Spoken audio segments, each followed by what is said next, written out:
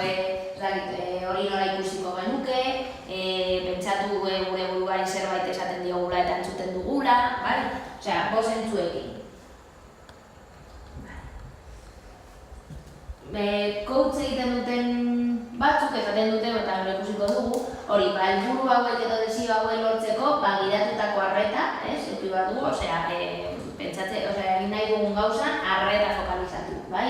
Gure buruan konfiantza izan, irudi positiboak imaginatu, lehen esan bezala, ez dakite, noizbait egin duzue edo mozarete norbetekin coach egiten duela. Horiek asko erabiltzen dute hau visualizazioarena, ez? Pertsona bere burua ikustea helburu hori lortzen, bale?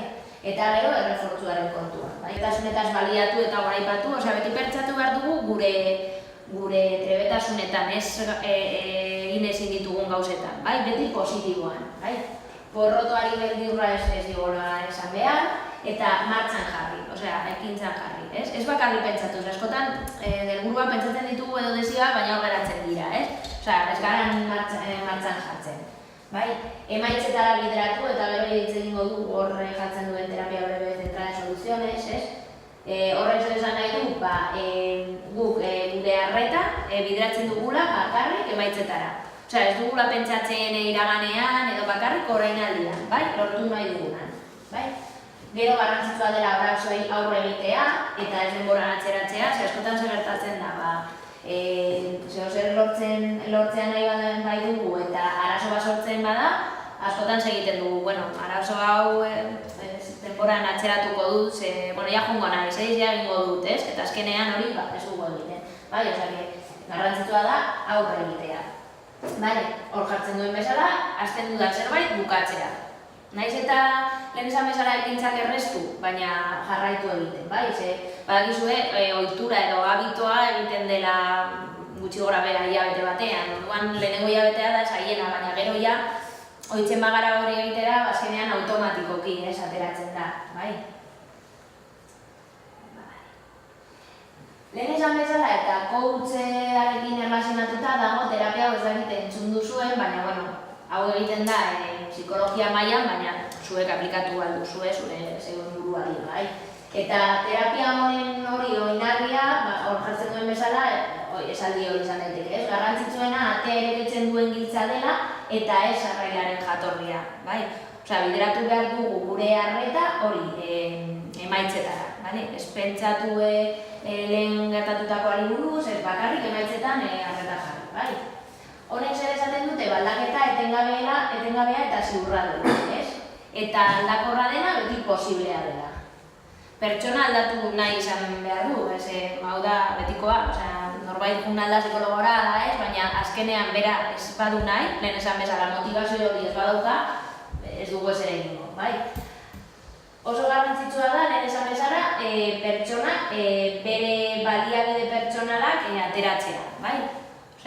Azkenean, terapia honetan, adibidez psikologak ez du asko egiten. Hor dago ez, baina hor laguntzen du pertsona, baina azkenean pertsona bera da bere baliabideak atera behar dituena. Orduan, zer egin behar dugu zer lortzeko, terapia honek esaten du, baina guk gure baitan hau egin dezakegu. Etorkizunean arreta jarri, ez? Osea, ez iraganean eta ez orainaldian baizik eta lortu nahi dugunean, emaitzetan, ez?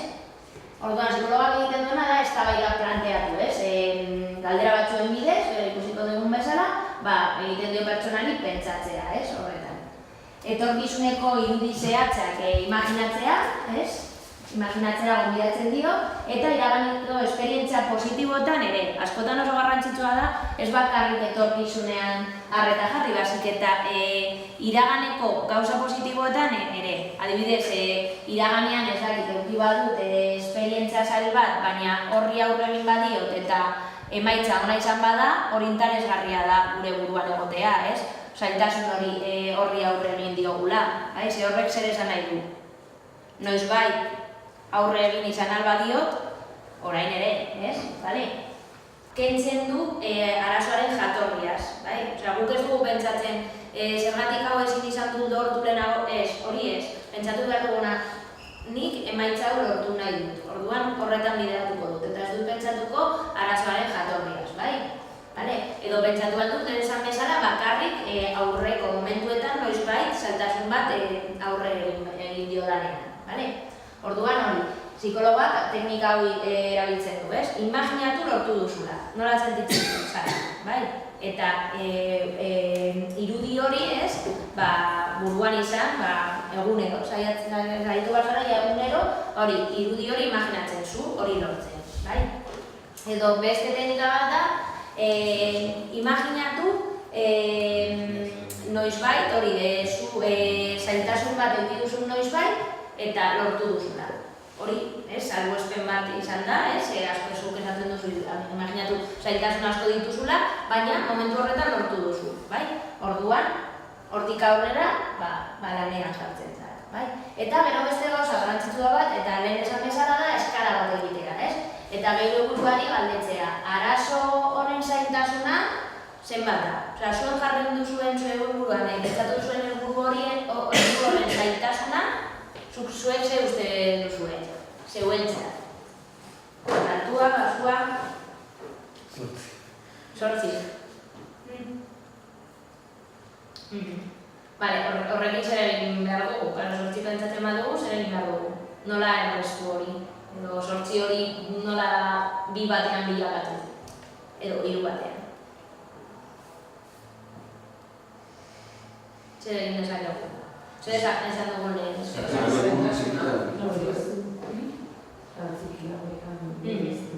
Hori, txikiagotan bereztu, ez? Edo helburua berriratzi eta pixka bat erreztu. Oso zaila ikusten badugu, hori ere desmotibatzen du. Baina oso zaila ikusten badugu, azkenean hori ez du motibatzen. Esaten dut, gehiagi da. Orduan, gehiagi bada, ez dakit, planteatu beharko dut beste gauza bat. Esan bezala, maratoia niretzat bederatziko zailtasun bat badaukat, agian beste helburu bat jarri behar dut, eta helburua izan daiteke, ez dakit, 21 kilometro egitea, ez? Adibidez. Edo ez dakit, oposaketa bat atera nahi dut, baina ni planteatu dut urte honetan ateratzea, eta hori niretzat bederatziko zailtasuna dauka, hori igual gehiagin da, orduan nire buruan helburu hori berriratzi egin beharko dut, adibidez, eta esan, igual urte honetan ezin naiz aurkeztu, ez? Eta horrengoan izan behar bat, bai? Erraztu behar ditu, oso zailak bat dira ere, horrek ez du motibatzen, eta azkenean ziurazki utziko dugu. Puntu gogorrenak edo fuerteenak, bai? Eta saiatzen da pertsona hori imaginatzen zerbait lortzen. Eta horrek egiten duena da, prozesuan lagundu, bai? Zuei ezaizu gertatu askotan norbait daukazue pixkat kontrolatzen errezago dela gauzak lortzea? Adibidez, oposaketetan askotan hori gertatzen da, pertsona juten da, ez dakit, preparatzera ez dakit akademia batean, eta hor, astean behin badago irakasle batek zeinek azterketa bat egiten dio. Ez da holan errezago zuk planteatzen baduzu eta inor kontrolatzen duzu. Berak helburua jartzen dizkizu pixka bat. Hori da. Eta kontrolatzen zaitu, ez? Adibidez, pisua hori jaitzi nahi duen pertsonak ere, askok egiten dute, askotan, eta hori, jo creo que da gai oso arrunta, ez? Pertsona asko nahi dute adibidez pisua jaitzi eta askotan saiatu dire eta azkenean dietak hasi dituzte eta azkenean ez dute lortu, zergatik da hori. Zergatik izan daiteke.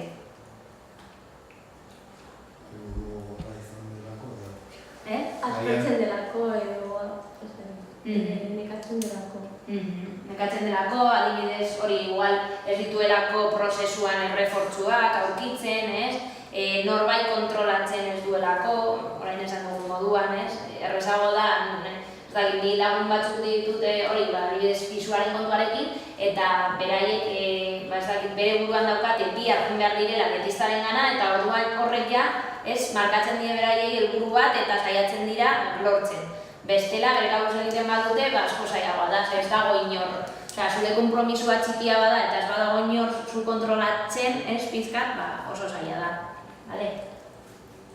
El lugar donde estás hoy tiene mucho que ver con tus pensamientos, con tus hábitos, con tus creencias del pasado. Y la pregunta es, ¿estás satisfecho con la dirección que sigue tu vida? Seguro que hay aspectos de tu vida que te gustaría cambiar o mejorar. Ese es el motivo por el cual tomas tus propias decisiones, aunque a veces las cosas no ocurren como esperabas. Hay elementos que te condicionan y que te frenan: los miedos, las creencias limitantes, las dudas. ¿Cuántas veces el miedo no te ha permitido hacer aquello que realmente deseabas? A todos nos ha ocurrido alguna vez. ¿Y cuál es el secreto de los ganadores? Su secreto es afrontar las cosas que les dan miedo y así conseguir superarse a ellos mismos. Si quieres lograr algo que nunca has podido conseguir, tendrás que empezar a pensar en convertirte en la clase de persona que no has sido hasta ahora, pero que puedes llegar a ser. Todos tenemos un gran potencial para progresar. Así que si lo que quieres es dar ese giro a tu vida, ¿cuál sería la primera cosa que deberías hacer? El primer paso es descubrir por qué quieres cambiar. ¿Qué es lo que quieres? ¿Por qué vas a tomar esta decisión? ¿Qué quieres lograr? Es lo que llamamos los sueños. Son nuestros porqués de la vida, el combustible de nuestro motor, lo que nos estimula y lo que nos genera la ilusión necesaria para luchar por aquello que deseamos. Por eso hay que tenerlos siempre muy presentes, cada día, definirlos y visualizarlos claramente para evitar que nuestros miedos nos hagan olvidar nuestros sueños. Porque si olvidamos nuestros sueños e ilusiones, se nos acaba el combustible y nos paramos. Cuando sabemos lo que queremos y nos enfocamos en ello, esa visión genera la fuerza necesaria y la motivación para seguir avanzando siempre. El segundo paso es tomar una decisión y un compromiso firme. Hay personas que a veces no reaccionan hasta que caen en un pozo profundo y es en ese momento cuando consiguen ver claramente la salida. Ese hecho se convierte en la plataforma de transformación de su vida. ¿Cuál es el factor que marca la vida de una persona para dar ese vuelco radical en su existencia? Ese factor es su poder de decisión. La diferencia entre aquellos que se dejan llevar por el entorno y los que toman decisiones conscientes. ¿Y cómo haces? ¿Qué tomas para ser feliz y tener esa energía? Preguntó alguien. Decisiones. Tomo decisiones. Y así es. La calidad de las decisiones que tomes hoy determinará la calidad de tu futuro. ¿Pero qué decisiones son las que tienes que tomar para dirigirte a donde tú quieres? Pues seguramente aquellas decisiones que estás evitando. Lo que pasa es que si no tomas esas decisiones, la vida las tomará por ti y probablemente no serán las que necesites. Eres libre, libre para elegir. Toma decisiones y atrévete a cambiar. La familia, la educación que recibiste, el entorno en el que creciste, las relaciones, los amigos, el trabajo, todas estas cosas han construido tu pasado, la percepción que tienes de ti mismo y han generado una serie de creencias que son el filtro a través del cual observas e interpretas el mundo. Estos elementos te condicionan hasta cierto punto, pero no eres prisionero del pasado. Tu pasado no determina tu futuro, sino las decisiones que tomas cada día, ahora, en este momento, en el presente. Así es que el pasado sería como esa estela que deja a su paso un avión en el cielo, pero que no controla ni dirige su rumbo, sino que es el piloto quien decide hacia dónde se dirige en cada momento. Tú eres ese piloto. Tú, con tus decisiones, puedes cambiar el rumbo de tu vida. ¿Estás satisfecho en este momento con la clase de persona que eres? ¿Te gustaría progresar? Independientemente de tu respuesta, nos pasamos la vida cambiando, nos guste o no nos guste. A veces el cambio es negativo y otras veces es positivo. Pero lo bueno es que siempre podemos mejorar. Cada vez que tomas una decisión y emprendes un nuevo camino, la vida te pone a prueba. Es por eso que te encontrarás siempre con obstáculos que al principio te parecerán imposibles, infranqueables, con personas tóxicas que son los ladrones de sueños que te dirán: bueno, esto es demasiado difícil, mejor ni intentarlo, déjalo, no merece la pena, así no te decepcionarás a ti mismo. En ese momento, más que nunca, es cuando tienes que mirar hacia tus sueños, ya que el futuro pertenece a aquellos que se atreven a perseguirlos. Aunque debes de saber que tendrás que enfrentarte a tu mayor enemigo, tendrás que prepararte para la gran batalla. Tu mayor reto no está esperando ahí fuera, ese gran enemigo está dentro de ti.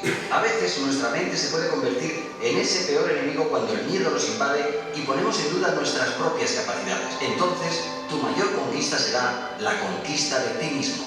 El entorno es otro factor a tener en cuenta. Si no tienes claras tus convicciones, quizás dejas que el mundo exterior domine tu mundo interior. Por eso hay que fortalecer los músculos emocionales para aumentar la fortaleza mental y ser menos influenciables al entorno.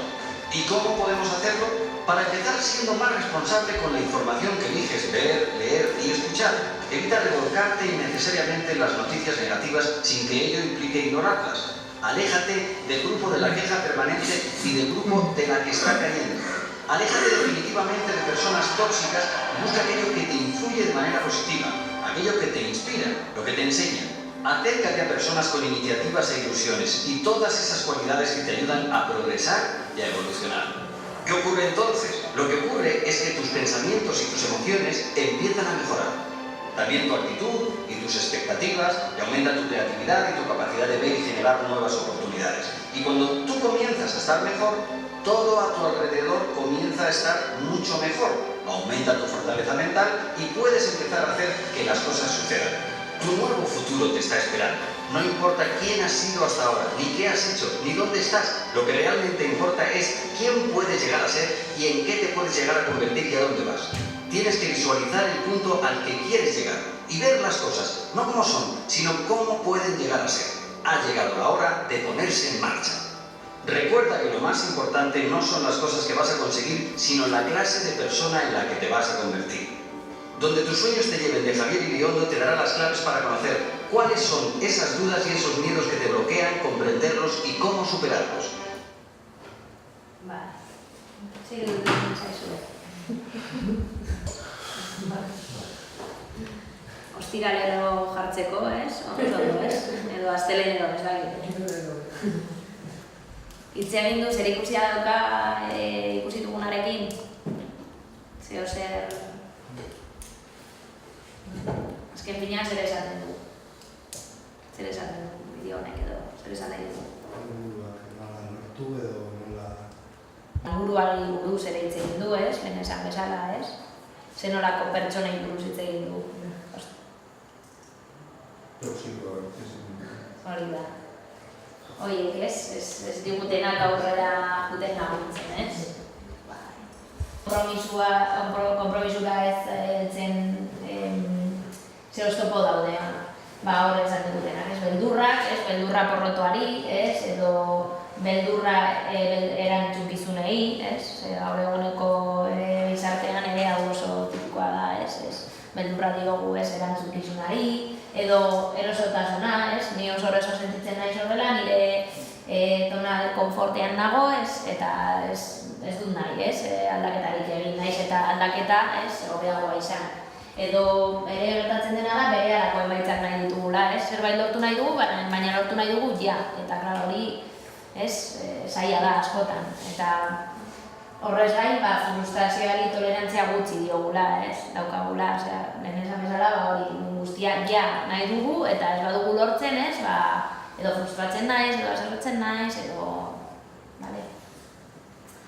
Eta, bueno, gauza bat neukan egiteko, baina ez dakit denbora dela eta, edo, bueno, hemen esango dizuet eta nahi baduzu zuek egin, ez? Gustatuko litzaidak egitea marrazki bat, zuek helburu hori lortzen, bai? Eta marrazki hori zuen, ez dakit hogelan, edo sukaldean, edo ez dakit non jartzea. Nahi duzu hemen egin? Hala ez. Gero etxean, ez duzu egingo. Marrazkiarena ez. Oso garrantzitsua da, hori da lehen egin dugun bisualizazioaren kontu hori, bai? Osea, zure burua bisualizatzea, ez? Hori lortzen. Eta hori marrazki batean plasmatzea. Eta marrazki hori zure logelan, zure ez dakit nun jartzea. Eta hori ikusten duzu bakoitzean, zer gertatzen da, zure barnean. Baina beste aldetik ere gerta daiteke ikusten baldin baduzu egunero ez duzuna jarri lortzen, pero da izan daiteke bizkar frustrazioa, ez? Ja, zu lortzen, ez? Ez da txikiak ere, klaro, burua igual aldatu behar duzu, edo zeo zer txarto dago hor. Osea, gauza ez da, lehen esan bezala, ez que igual helburu hori oso zaila da, eta zailegia bada ere, desmotibantea da. Osea, ez baitu motibatzen, osea, orduan hori txikitu beharko genuke, edo erraztu, edo helburua aldatu, edo... Bai, osea, gauza ez da iludi batean eukitzea lortu ezin izango dugun zehoz, bai, egunero ikusten badugu hori, azkenean frustrantea da.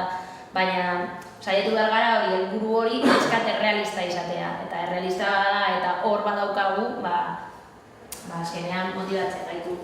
Paulo Coelhok esaten du hori, askatasuna ez da konpromiso eza, baizik eta aukeratzea eta konpromiso hartzea zuretzat ondogarria den horrekin, bai? Eta bukatzeko, nire ustez hori, konpromiso hartzen ez duzun bizitz batean bizitzea, ez du merezi bizitzea, ez? Orduan, konpromisoa hartu eta zuen gauzekin eta zuen buruarekin. Vale? Eta eskerrik asko.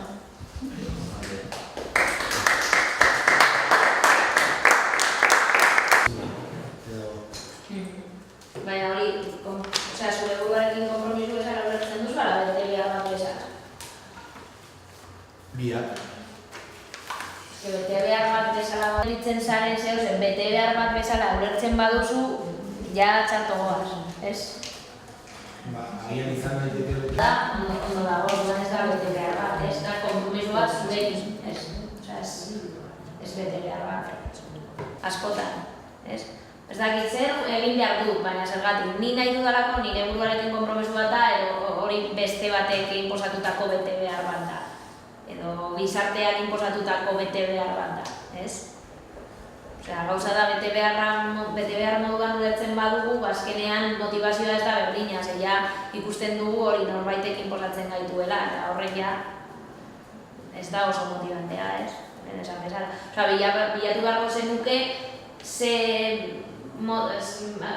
motivazioaren bat zu bete behar bat moduan ez ulertzeko.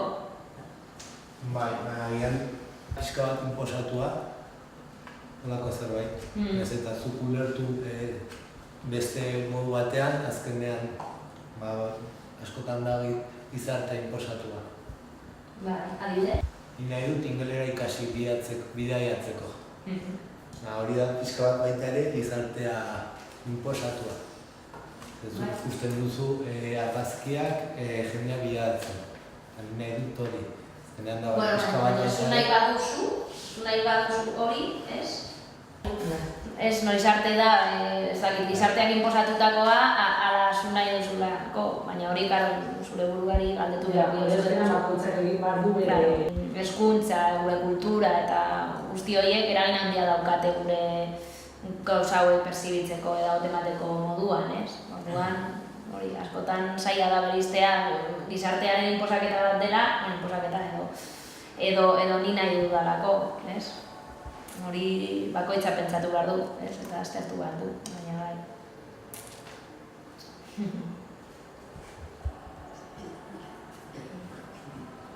Adibidez kasuan,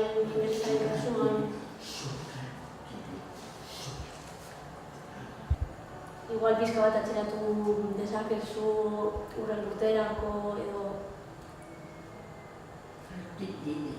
urren urterako igual pizkanaka niri gertatzen zait da duzua bera. Ez dut norbertu nire, zer esan da. Adibidez, beltzaren kasuan, ezken duzu igual, itxartzen duzu pizka bat eta saiatzen duzu.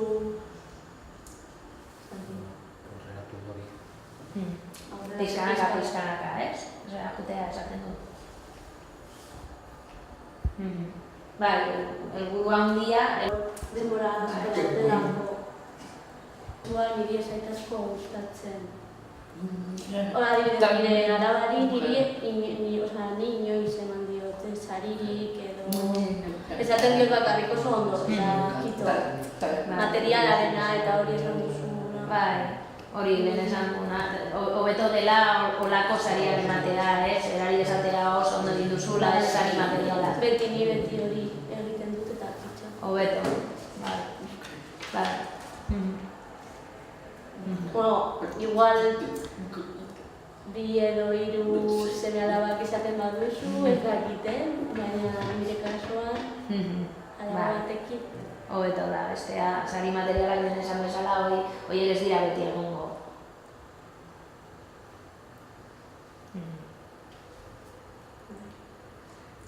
Ni inoiz ez. Hobeto orduan.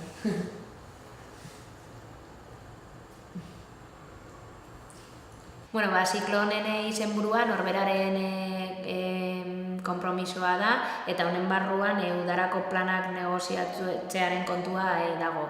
Nire hitzaldea konkretuki nire buruarekin konpromisoa hartzea da, eta hitzaldi honetan batez ere hitz egin dugu gure ametsak nola lortzearen prozesuaz, eta gure trebetasunen gure trebetasunak goraipatzeko garrantziaz.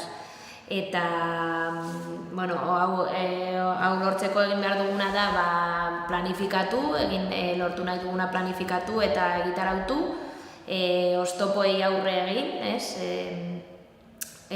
visualizazioa irudikapena erabili eta imaginatu gure burua helburu hori lortzen, eta garrantzitsua da ere gure burua prozesuan zehar saritzen jotea, ez bakarrik sari materialak, baizik eta ere sari edo errefortzu sozialak ere.